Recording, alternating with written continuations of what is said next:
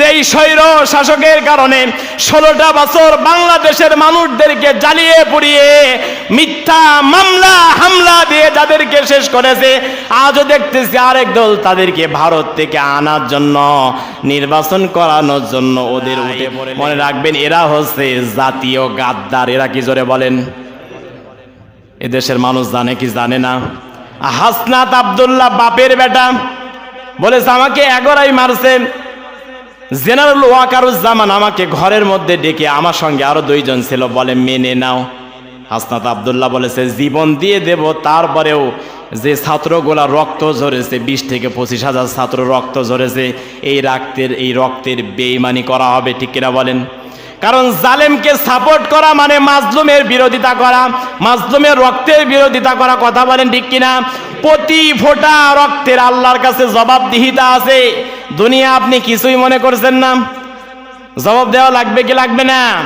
সুতরাং মুনাফিকি কি করা যাবে? তাদেরকে আর সুযোগ দেওয়া যাবে না।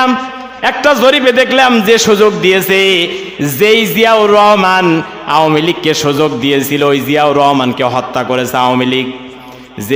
যেই আওয়ামী লীগকে সুযোগ দিয়েছিল প্রেসিডেন্ট এরশাদ, ওই এরশাদকেও মেরেছে আওয়ামী লীগ। যেই জামাত ইসলাম আওয়ামী লীগকে সুযোগ দিয়ে পার্লামেন্টে পাঠালো, ওই জামাতের বড় বড় নেতাদেরকেও কিন্তু মেরেছে এই আওয়ামী লীগ। আবার যদি এই বাংলাদেশে কেউ ভুল করে, ওরও কপালে দুঃখ আছে না নাই? বলেন, কপালে দুঃখ আছে না নাই? মুনাফিকি করলে কপালে দুঃখ আছে না নাই? সুতরাং আপনি যাই করেন সাবধানে করবেন। সম্মানিত উপস্থিতি, সম্মানিত মুসল্লি কিরাম, পবিত্র মাহে রমজানের 3য় জমায় আমরা একত্রিত হয়েছি। মাহে রমজান আমাদের মাঝে এসেছিল রহমত, মাগফিরাত, নাজাত নিয়ে। এক এক করে রহমতের 10টি দিন আমাদের থেকে বিদায় নিয়ে চলে গেছে। মাগফিরাত আজকে শেষ হয়ে যাবে ইনশাআল্লাহ। তো আজকে 21তম তারাবি এবং লাইলাতুল কদরের রাত, 21তম রাত। সুতরাং কদরের নামাজ আমরা পড়ব ইনশাআল্লাহ। পড়বেন তো ইনশাআল্লাহ? কমপক্ষে 4 রাকাত পড়তেই হবে, আপনারা পড়বেন। আল্লাহ পাক তৌফিক দেন। সকলে বলেছে আল্লাহুম্মা আমিন। মাহে রমজানের মর্যাদা আল্লাহ পাক রব্বুল আলামিন এই পৃথিবীতে বাড়িয়েছে কোরআনের কারণে। কিসের কারণে? কোরআনের কারণে। আর কোরআনের কারণে আল্লাহ পাক মাহে রমজানের মর্যাদা সম্মান বাড়িয়ে দিলেন। আর এই কোরআনটা নাজিল হয়েছে রমজান মাসের কদরের রাত্রিতে। কিসের রাত্রিতে? কদরের রাত্রিতে। লাইলাতুল কদরের রাত্রিতে কোরআনুল কারীম অবতীর্ণ হয়েছে।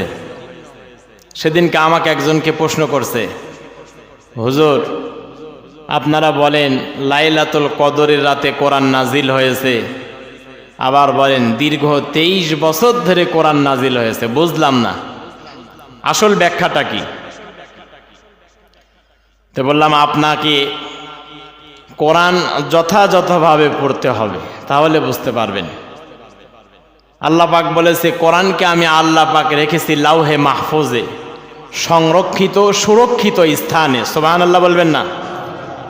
তার মানে আল্লাহ কোরআনকে রেখেছেন পৃথিবীর তৈরির আগে ফি লাউহে মাহফুজ, লাউহে মাহফুজে। ঠিক কিনা বলেন? তার মানে কোরআন সেখানে ছিল। আর এই যে দীর্ঘ 23 বছর ধরে আমার আপনার নবী বিশ্ব নবীজির উপরে আল্লাহ পাক কোরআনুল কারীম নাজিল করেছেন। আমার আপনার নবী বিশ্ব নবী মুহাম্মদ রাসূলুল্লাহ সাল্লাল্লাহু আলাইহি ওয়াসাল্লাম হেরা পর্বতে, হেরা গুহায় তিনি ধ্যানে মগ্ন থাকতেন। জিব্রাইল নবীজির কাছে কোরআনের ওহী নিয়ে আসত। আবার কখনো নবীজি ঘরের মধ্যে বসে আছে, কখনো আয়েশার সঙ্গে ঘুমিয়ে আছে। আল্লাহ পাক এমতো অবস্থায়, এমনকি বিশ্বনবীজি এই পৃথিবীর সম্মুখীন যে জায়গায় বিপদে পড়ে যেতেন, ফায়সালা দিতে পারছেন না, আল্লাহ পাক সঙ্গে সঙ্গে জিব্রাইলকে ওহী দিয়ে বিশ্বনবীজির সমস্যার সমাধান করে দিয়েছেন। সুবহানাল্লাহ। আমি বললাম ওই ব্যক্তিকে, যে আল্লাহ পাক দীর্ঘ 23 বছর ধরে নবীজির উপরে কোরআন নাজিল করেছেন, কারণ বিশ্ব নবীজি হচ্ছে কোরআনের হাফেজ। ঠিক কিনা বলেন? আল্লাহ হচ্ছে কোরআনের হাফেজ, বিশ্ব নবীজি হচ্ছে কোরআনের হাফেজ। আল্লাহ পাক বিশ্ব নবীজিকে দীর্ঘ 23 বছরের জীবনে কোরআন নাজিল করে দেওয়ার কারণ তাকে এক এক করে মুখস্থ করিয়েছেন। আর এই পৃথিবীতে যত জায়গায় সমস্যার সম্মুখীন হয়েছে, বিশ্ব নবীজিকে আল্লাহ পাক কোরআন নামক কিতাবের আয়াত দিয়ে তাকে সমস্যার সম্মুখীন থেকে সমাধান দিয়েছেন। সুবহানাল্লাহ। আর এই রাত্রিতে আল্লাহ পাক স্পেশালভাবে কোরআনুল কারীম নাজিল করেছেন একত্রিতভাবে। 40 বছর বয়সে আল্লাহ পাক যখন নবুয়তি দিলেন, তখন আল্লাহ পাক একত্রিত কোরআন দিয়েছে। সুবহানাল্লাহ। আগে দিয়েছে ভেঙে ভেঙে, তারপরে দিয়েছে একত্রে। এই জন্য কোরআন নাজিলের মাস রমজান মাস। আর এই কদরের রাতের ফজিলত এত বেশি, বিশ্ব নবীজি জানিয়েছেন কোন ব্যক্তি যদি লাইলাতুল কদরের রাত পায় তাহলে তার ভাগ্য খুলে যাবে, তার জীবনের গোনাগুলা আল্লাহ সব মাফ করে দেবে। সুবহানাল্লাহ। আল্লাহর হাবিবের জন্য বলেছেন পৃথিবীর মানুষদেরকে, ও পৃথিবীর মানুষেরা, তোমরা রমজানুল মুবারকের শেষের দশকে তোমরা লাইলাতুল কদরের তালাশ করো, কারণ লাইলাতুল কদর যদি তোমাদের ভাগ্যে মিলে যায়, আল্লাহ পাক রব্বুল আলামিন তো তোমাদের জীবনের গুনাহগুলো মাফ করে দেবে। শুধু তাই নয়, আল্লাহ নবীজি জানিয়েছেন যদি কোনো ব্যক্তির ভাগ্যের মধ্যে লাইলাতুল কদরের রাত যদি কোনো ব্যক্তির ভাগ্যে যদি মিলে যায়, 84 বছর ধরে ইবাদত করলে যে সওয়াব হয়, আল্লাহ পাক বান্দার আমল নামায় সেই সওয়াবটা যোগ করে দেন। বলেন 84 বছর যে আমি আপনি বেঁচে থাকবো, এর গ্যারান্টি আছে? এর কোনো গ্যারান্টি আছে? নিশ্চয়তা আছে? মৃত্যু নিশ্চিত। ঠিক কিনা বলেন? মৃত্যু নিশ্চিত, কিন্তু সময়টা অনিশ্চিত। কখন হবে আমরা কেউ জানি না। ঠিক কিনা বলেন? সময়টা অনিশ্চিত, কখন হবে কেউ জানি না, কিন্তু মৃত্যুটা নিশ্চিত। আমি আপনি যেখানে থাকি আমার আপনার মৃত্যু হয়েই যাবে, কেউ ঠেকাতে পারবে না। পারবে কি? পারবে না। এই জন্য লাইলাতুল কদরের রাত তালাশ করতে হলে আম্মাজান আয়েশা বলেছেন, আল্লাহ নবীজিকে আমি দেখেছি, আল্লাহ নবীজি লাইলাতুল কদর তালাশ করার জন্য বিশ্ব নবীজি রমজানের শেষ দশকে মসজিদে নববীর মধ্যে ঢুকে পড়তেন ইতেকাফ করার জন্য। কি করার জন্য? ইতেকাফ করার জন্য। আজকে তো আমরা ইতেকাফ করি একদিনের, যে একদিনে এক রাত থাকলেই হয়। আবার কেউ বা 27-এর রজনীতে ঢুকি, 30 বা 29-এর রজনীতে যদি চন্দ্র আকাশে ওঠে তাহলে বের হয়ে যায়। কেউ বা 3 দিন পালন করে। ঠিক কিনা বলেন? কিন্তু আসলে তো একদিন বা 3 দিন থাকলে লাইলাতুল কদর তো ভাগ্যে মিলবে না। আল্লাহ নবীজি বলেছেন 10 দিন থাকতে হবে শেষ দশকে। আজকের রাতে, আজকের এই আসরের নামাজের সময় ঢুকতে হবে। আজকের আসরের নামাজের সময় ইতেকাফের জন্য ঢুকতে হবে, যেখান থেকে আর বের হওয়া যাবে না। ব্যবসা করা যাবে না, স্ত্রীর সঙ্গে দেখা করা যাবে না, কোনো মানুষের সঙ্গে কথা বলা যাবে না। কিন্তু আজকে আমরা ইতেকাফে থেকেও মোবাইলে কথা বলি, আছে না নাই? কথা বলতে পারতেছে না, মেসেজ করতেছে, চ্যাটিং করতেছে, এইগুলা করা যাবে না। তাহলে ইতেকাফ নষ্ট হয়ে যাবে। মসজিদে ঢুকতে হবে ইতেকাফের নিয়তে। মসজিদের মধ্যে ঢুকে যেন কোনো গোনা না হয়, অন্যায় না হয়, কথা যেন না হয়, দুনিয়াবি কোনো কথা বলা যাবে না। যদি 10 দিন ইতেকাফে থাকতে পারেন, আপনার ভাগ্যে লাইলাতুল কদর মিলে যেতে পারে। ঠিক কিনা বলেন? কারণ এই 10 দিনের 5 দিন হচ্ছে লাইলাতুল কদর। বিশ্বনবীজি বলেছেন 21, 23, 25, 27, 29। আমরা 27কে বেশি প্রাধান্য দেই। ঠিক কিনা বলেন? আজকে রাতও তো হতে পারে। লাইলাতুল কদরের রাতের কিছু দৃশ্য আছে, যেমন এই রাতটা ঠান্ডাও হবে না, গরমও হবে না, এমন একটা সময় হবে মানুষেরা সুখ অনুভব করবে। লাইলাতুল কদরের রাতে বাতাস প্রবাহমান হবে, লাইলাতুল কদরের রাতে গুড়ি গুড়ি বৃষ্টি হবে, লাইলাতুল কদরের রজনীতে মানুষেরা ইবাদত করে শান্তি পাবে, তৃপ্তি পাবে। লাইলাতুল কদরের রাত ইমানদার ব্যক্তি বুঝতে পারে যে আজকের রাত লাইলাতুল কদরের রাত, সুবহানাল্লাহ বলবেন না? তার মনের মধ্যে একটা তৃপ্তি আসে। এগুলা হচ্ছে আলামত, লাইলাতুল কদরের রাতের আলামত। সুতরাং আজকেও তো হতে পারে আপনি 27-এর রাতে ইতেকাফ করে কি করবেন? আপনার আজকের থেকে ইতেকাফ ঢোকা লাগবে, ঢুকতে হবে। এখন ইতেকাফ করলে কি সব? আমরা তো আসলে ইতেকাফ করতে চাই না, যে ইতেকাফ করলে হয়তোবা কিছু টাকা ইনকাম করতাম, হবে না, পরিবার চলবে না। আল্লাহর হাবিব জানিয়েছেন ইতেকাফ তো করতেই হবে। যদি ওই মসজিদের একজনও ইতেকাফে না থাকে, গোটা এলাকাবাসী গুনাহগার হয়ে যাবে। কি হয়ে যাবে? কমপক্ষে একজন হলেও মসজিদে ইতেকাফ করতে হবে। অথচ প্রয়োজন আমাদের এলাকার প্রত্যেকটা মানুষের উপরে ইতেকাফ করা ওয়াজিব হয়ে যায়, কিন্তু আমরা তো পারি না। চেষ্টা চালাতে হবে ইনশাআল্লাহ, আল্লাহ তাওফিক দেন। ইতেকাফ নবীজি করেছেন। রমজান মাসে যে ইতেকাফটা করা হয়, এই ইতেকাফ হচ্ছে ওয়াজিব ইতেকাফ। কি ইতেকাফ? ওয়াজিব ইতেকাফ। নফল আছে, মুস্তাহাব আছে, তবে রমজান মাসে যে ইতেকাফ, এই ইতেকাফ হচ্ছে ওয়াজিব ইতেকাফ। এটা ওয়াজিব হয়ে যায় ফরজের কাছাকাছি। রোজা অবস্থায় ইতেকাফ করতে হবে, মসজিদে ঢুকতে হবে। মসজিদে ঢোকার পরে কারো সঙ্গে কথা বলা যাবে না প্রয়োজন ছাড়া, তাও মসজিদের ভিতরে, বাহিরে তো বলাই যাবে না। বাহিরে গিয়ে যদি কেউ এক বদনা ওজুর পানি দেয়, তাও নেবেন না। আর মাজুর ব্যক্তিত্ব মসজিদে আসার দরকারই নাই। যে ব্যক্তি চলতে পারে না, উঠতে পারে না, যার পা চলে না, হাঁটতে পারে না, তার জন্য কিন্তু মসজিদে জামাতের ফরজ নয়। জামাত ধরা তার জন্য কি নয়? 3 ব্যক্তির জন্য মসজিদে জামাত ধরা ফরজ নয়। 1 নাম্বার, ভালো করে শোনেন, 1 নাম্বার, যিনি হচ্ছেন দুর্বল, হাঁটতে পারে না, চলতে পারে না, মুরব্বী, তার জন্য জামাত ধরা ফরজ নয়। 2 নাম্বার, রাস্তায় বিপদে আছেন, আপনার জন্য জামাত ধরা ফরজ নয়, আগে বিপদ কাটতে হবে। 3 নাম্বার, প্রাকৃতিক দুর্যোগ বা পেটের ব্যথা। প্রাকৃতিক দুর্যোগ আছে না? বৃষ্টি আছে, তারপরে ডাক আছে, ঘর বাড়ি ভেঙে গিয়েছে, পানি উঠে গিয়েছে, আপনার জন্য জামাত ধরা ফরজ নয়। বাথরুম চেপেছে, পেটের মধ্যে ব্যথা, আপনার জন্য জামাত ধরা ফরজ নয়, আগে বাথরুম সারতে হবে। এই 3 ব্যক্তির জন্য জামাত ফরজ নয়। সুতরাং ইতেকাফ আমাকে আপনাকে করতে হবে। এমন অবস্থায় আমরা মসজিদের মধ্যে ইতেকাফ থেকে কথা বলতে পারি না, খোশ গল্প করি, ঠিক কিনা বলেন? কথা বলা যাবে না। আল্লাহ নবীজি বলেছেন ইতেকাফ অবস্থায় তোমরা 2টা কাজ বেশি বেশি করো।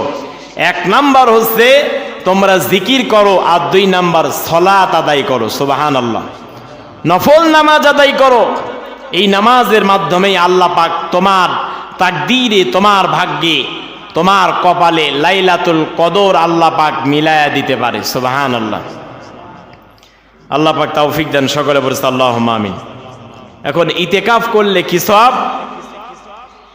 ইতেকাফ করলে কি সওয়াব হবে?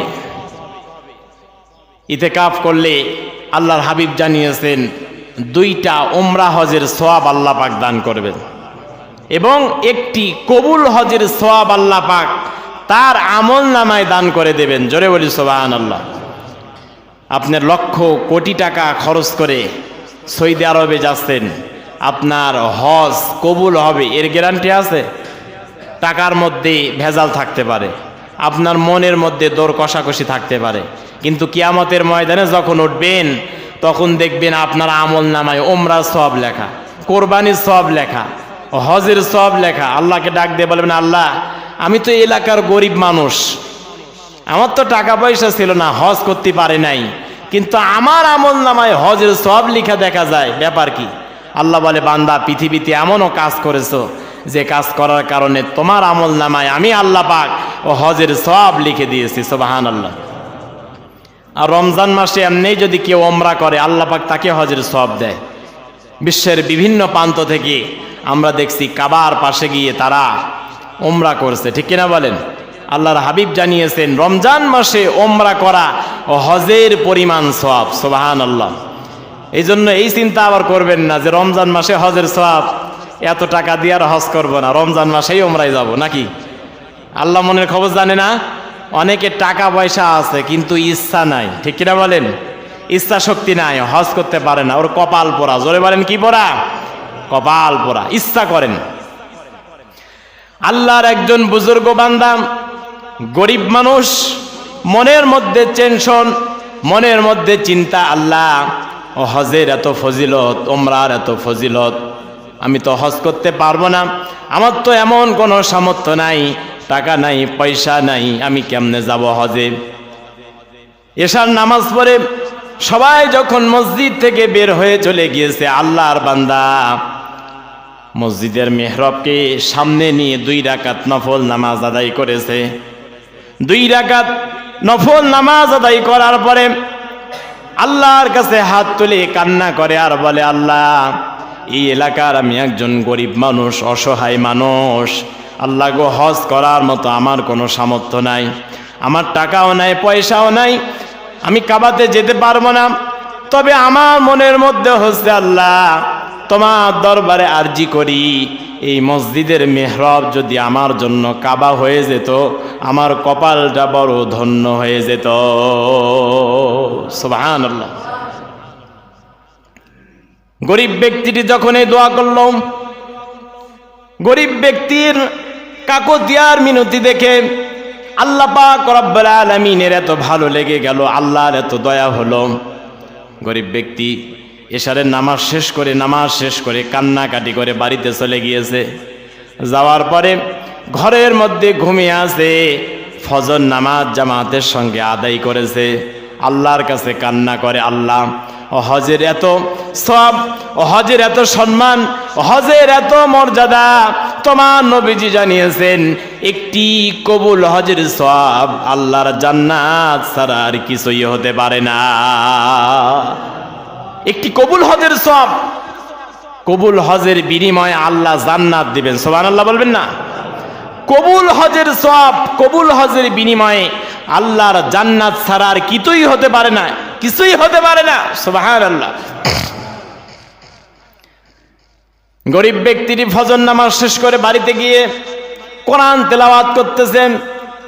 বাড়ির পাশে একজন বড় লোক এসে ডাকতেছে, ভাই আমি অসুস্থ ব্যক্তি, মনটা চেয়েছিল হজে যাব, কাবা ধরবো, হাতিম ধরবো, আসওয়াদ পাথর ধরে চুমা খাইব। ওগো গরিব ব্যক্তি ভাই, তুমি তো আল্লাহওয়ালা মানুষ, তুমি তো মসজিদের খাদেম, তুমি তো 5 ওয়াক্ত নামাজ জামাতের সঙ্গে আদায় করো, আমার মনের ইচ্ছা আমার হজটা যদি তুমি করে দিতে, তোমাকে আমি কিছু টাকা দিতাম। সুবহানাল্লাহ।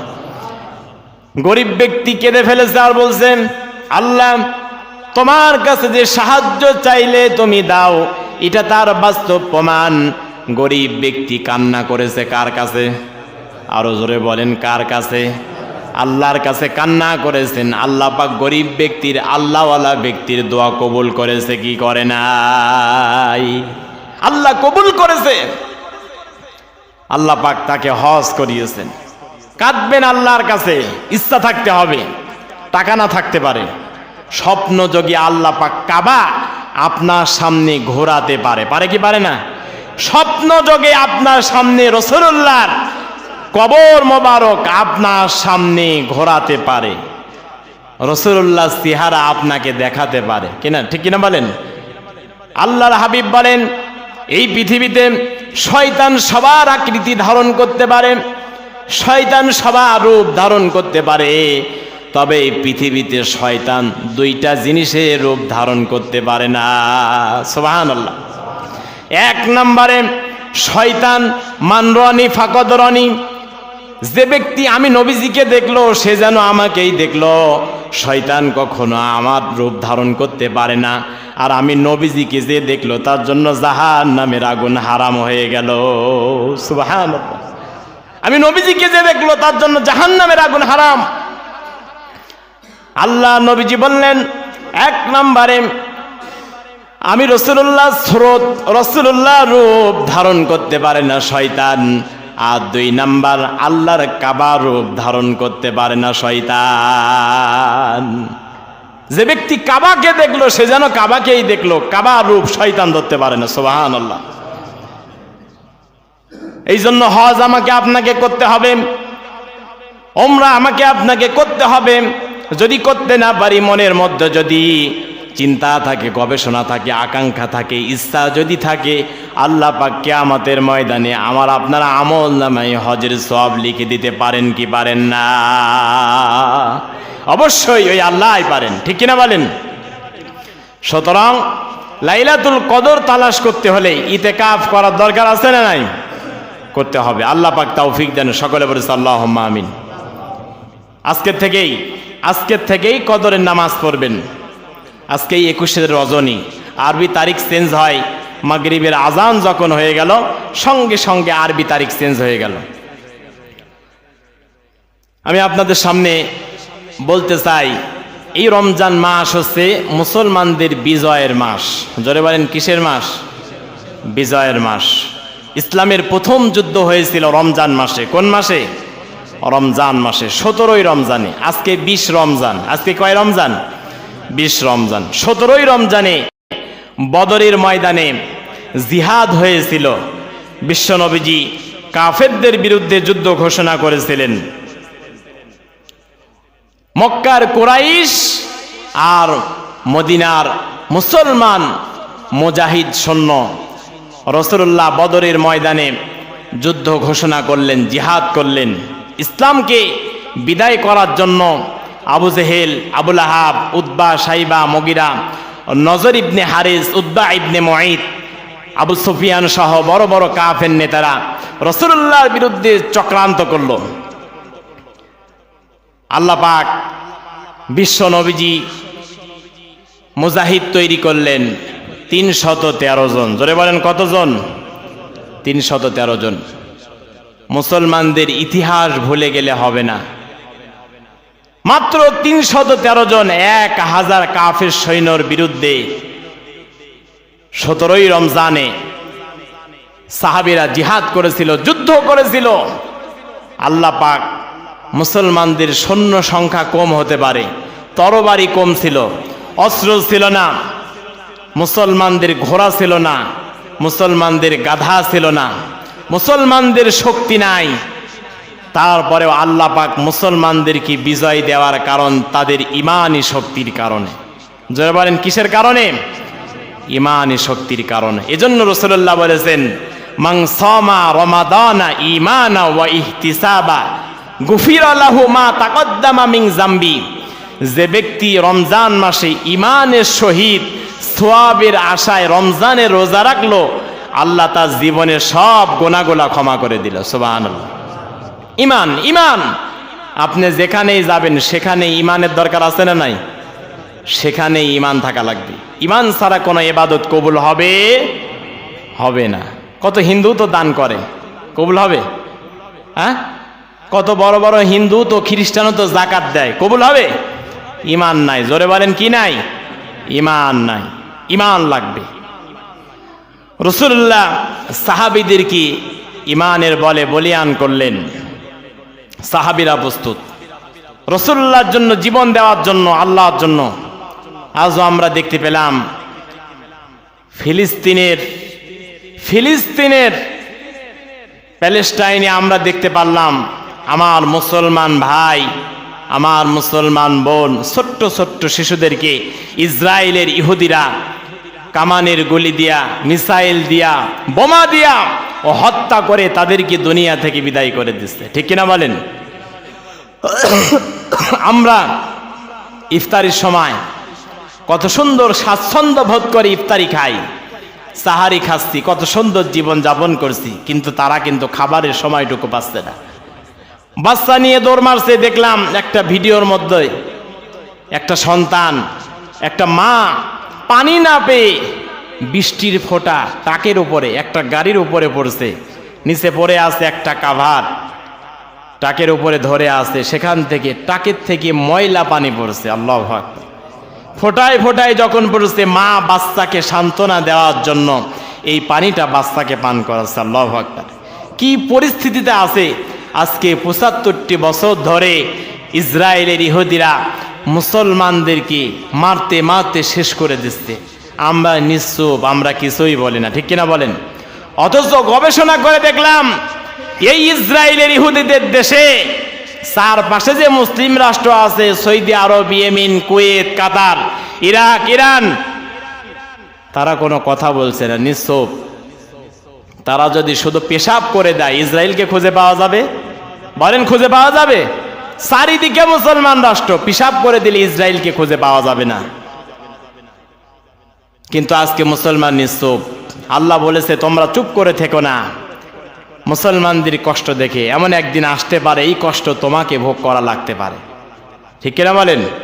এই কষ্ট একদিন তোমাকে ভোগ করা লাগতে পারে। আমি আপনি তো বুঝছি না, তবে আমরা দোয়া করি আল্লাহ তাদেরকে যেন ফিলিস্তিনের জমিন, আল্লাহ যেন ফিলিস্তিনের মুসলমানের হাতে ছেড়ে দেন। সকলে বলেছে আল্লাহুম্মা আমিন। বাইতুল আকসা, আল আকসা মসজিদ যে দেশে, শোনেন, কিয়ামত কবে হবে জানি না। আমি ওই যে আগেই বলেছি, মৃত্যুটা নিশ্চিত, কিন্তু মৃত্যুটা কোন জায়গায় হবে এটা হচ্ছে অনিশ্চিত, ঠিক কিনা বলেন? কিন্তু কিয়ামত কবে হবে জানি না, কিন্তু কিয়ামতের জায়গাটা নির্ধারিত ফিলিস্তিন থেকে হবে। সুবহানাল্লাহ বলবেন না? ফিলিস্তিনের জমিন যেখানে কিয়ামতের ময়দান অনুষ্ঠিত হবে, সেই জায়গায় মুসলমানেরা মার খায়, আমরা চুপ করে হা করে তাকিয়ে আছি, কোনো প্রতিবাদ জানাই না, ঠিক কিনা বলেন? তাকাতে হবে ভাইরা আমার, সাহায্য করতে হবে তাদেরকে, টাকা পয়সা দিয়ে, অর্থ দিয়ে, গলি দিয়ে, বারদ দিয়ে, ক্ষমতা দিয়ে, যে যেইভাবে পারে তাকে সেইভাবে তাদের পাশে দাঁড়াতে হবে। তাছাড়া কিয়ামতের ময়দানে আল্লাহ যদি আমাকে আপনাকে জবাবদিহিতা করে, মাজলুমের পক্ষে কেন দাঁড়ায় নাই? মাজলুমের পক্ষে কেন কথা বলো নাই? মাজলুমকে কেন সহযোগিতা করো নাই? তুমিও জালিম, আজকে যাও জাহান্নামের মধ্যে নিক্ষেপ করে দিলাম। বলেন, কোনো কিছু করার থাকবে? কোনো উপায় আছে? এই জন্য থাকতে হবে, অন্তত তাদের জন্য দোয়া তো আমরা করতে পারি মুসলমান ভাই হিসাবে, ঠিক কিনা বলেন? আল্লাহ যেন এই রমজান মাসে ইসলামের প্রথম বিজয় বদরের ময়দানে যেমন দিয়েছিলেন, আল্লাহ যেন ফিলিস্তিনের জমিনকেও, প্যালেস্টাইনের জমিনকেও আল্লাহ যেন মুসলমানদেরকে বিজয় দান করেন। সকলে বলেছে আল্লাহুম্মা আমিন। রোজা অবস্থায় দোয়া করছি, সিয়াম অবস্থায় দোয়া করছি, আল্লাহ যেন ফিলিস্তিনের জমিন, ফিলিস্তিনের মুসলমানের হাতে ছেড়ে দেন। সকলে, সবাই জবান খুলে পড়েন আল্লাহুম্মা আমিন। রাসূলুল্লাহ বদরের ময়দানে সেনাপতি তৈরি করলেন। রাসূলুল্লাহর মন খারাপ। আরে বালু ময়দান, মদিনা থেকে ৮০ মাইল দূরে বদর নামক কূপে, এই বালুকাময় ময়দানে আমার সাহাবীরা তো দাঁড়াতে পারবে না, টিকতে পারবে না। এখানে কিভাবে যুদ্ধ হবে? আল্লাহ নবীজি, বিশ্ব নবীজি মুহাম্মদ রাসূলুল্লাহ টেনশনে পড়ে গেলেন, চিন্তায় পড়ে গেলেন, কেমন করে বদরের ময়দানে জিহাদ করব। একদিকে সৈন্য সংখ্যায় কম, আর একদিকে অস্ত্র নাই, ঘোড়া নাই, তরবারি নাই। বদরের ময়দানে কিভাবে জিহাদ হবে? বিশ্ব নবীজি ঘুমের মধ্যে আছেন। আল্লাহ নবীজি কোরআনুল কারীমের আয়াতে কারিমা নাজিল করে ওহী দিয়ে বিশ্ব নবীজিকে সান্ত্বনা দিয়ে দিলেন, ইয়া রাসূলুল্লাহ, ইয়া হাবিবাল্লাহ, আপনি টেনশন করবেন না, চিন্তা করবেন না, বদরের ময়দানে বিজয় দেওয়ার মালিক আমি আল্লাহ। বদরের ময়দানে বিজয় দেওয়ার মালিক কে? আল্লাহ। বিশ্ব নবীজি ৩১৩ জন সাহাবী নিয়ে বদরের ময়দানে সাহাবীদেরকে নিয়ে হাজির হলেন। আল্লাহ নবীজি ২ রাকাত নামাজ আদায় করলেন। মুসলমান যখনই বিপদে পড়ে যাবে, জোরে বলেন, কি আদায় করবে? নামাজ আদায় করে সাহায্য চাইবে কার কাছে? আল্লাহ নবীজি নামাজ আদায় করে হাত তুলে মোনাজাত করতেছিলেন। নবীজি আমার কান্না করতেছিলেন আল্লাহ পাকের কাছে। রাসূলুল্লাহ সেজদায় কান্না করতেছিলেন। এই বালুর মধ্যে তো আমার সাহাবীরা দাঁড়াতে পারবে না। সাহাবীদের তো কোনো ট্রেনিং নাই, তাদেরকে তো অস্ত্র দিয়ে লড়াই করার জন্য এখনো পর্যন্ত আমি তাদেরকে তৈরি করতে পারি নাই। আমার সাহাবীরা তো দাঁড়াতে পারবে না, টিকতে পারবে না। আল্লাহ নবীজি, বিশ্ব নবীজি মুহাম্মদ রাসূলুল্লাহ সাল্লাল্লাহু আলাইহি সাল্লাম যখন দোয়া করে